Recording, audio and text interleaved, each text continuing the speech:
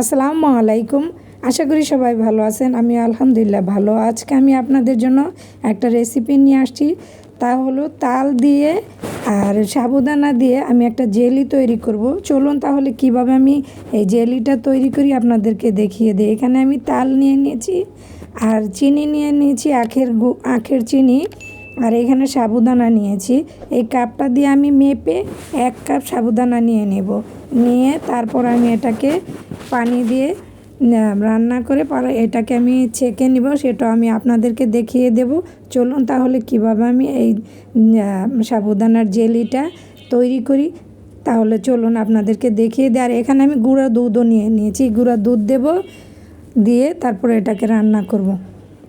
এই যে এখানে দেখুন আমি চুলোয় একটা পাতিল বসিয়ে দিয়ে এখানে পানি দিয়ে দিয়েছি।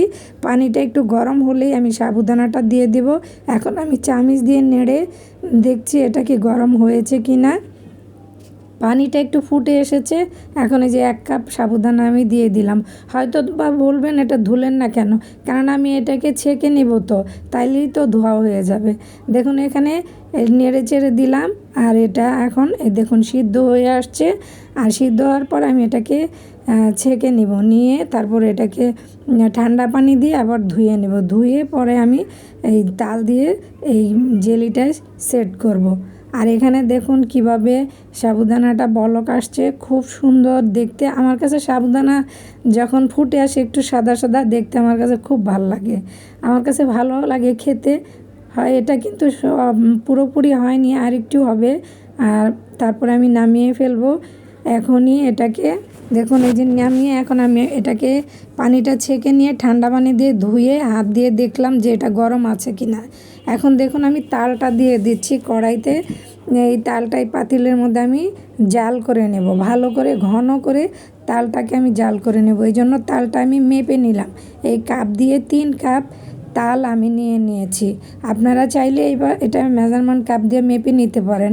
আর এখানে আমি চিনি যার যার রুচি অনুযায়ী মিষ্টি কে কতটুকু খান ওই পরিমাণে দিন।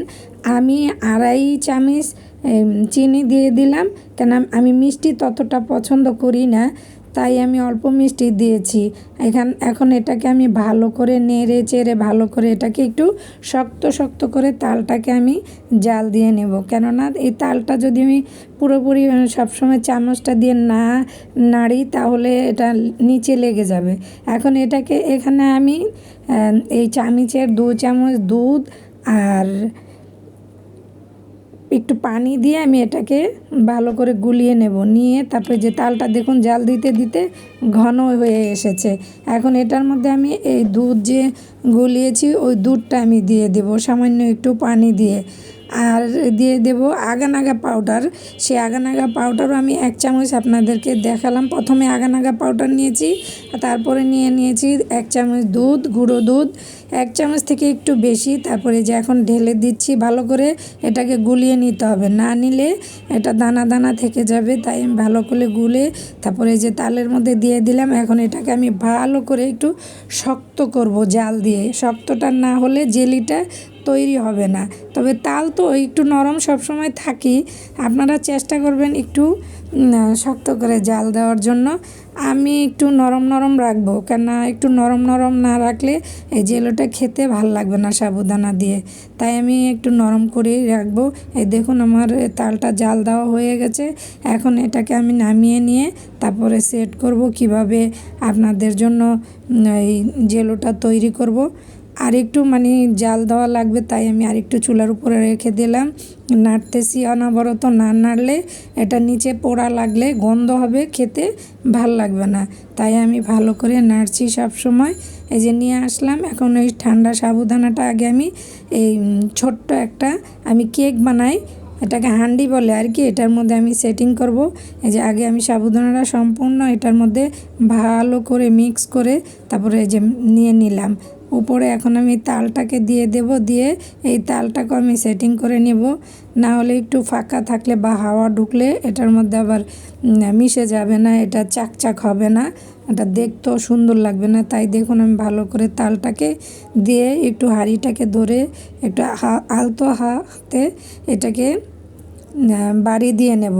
না হলে তালটা ভিতরে সুন্দর করে সেটিং হবে না। দেখুন হয়ে গেল, ঠান্ডা হয়ে এই যে এখন তাল হয়ে গেল। এখন আমি এটাকে প্লেটের মধ্যে ঢেলে নেব।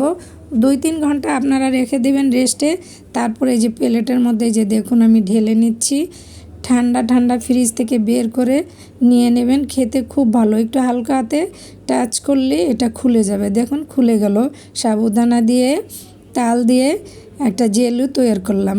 তাই এই তালের জেলুটা সাবুদানার আপনারা একবার অন্তত এইভাবে বানিয়ে খেয়ে দেখবেন। আমার কাছে ভালোই লাগে খেতে। আমি এখন আপনাদেরকে একটু কেটে তারপর দেখিয়ে দেব কিভাবে এটার পিস করে খেতে হয়। দেখুন আলতো হাতে এটাকে কাটতে হবে, যেহেতু তালও আমাদের নরম, সাবুদানাটাও নরম। এই আলতো হাতে কেটে আপনাদেরকে আমি দেখিয়ে দিচ্ছি। আর এক পিস আমি খেয়েও আপনাদেরকে দেখিয়ে দেবো। সবার ভালো লাগলে অবশ্যই আমার চ্যানেলটাকে দেখবেন, লাইক দিবেন, সাবস্ক্রাইব করবেন। আশা করি সবাই ভালো থাকেন, সুস্থ থাকেন। ইনশাল্লাহ আমি আবার ফিরে আসবো অন্য কোনো রেসিপি নিয়ে।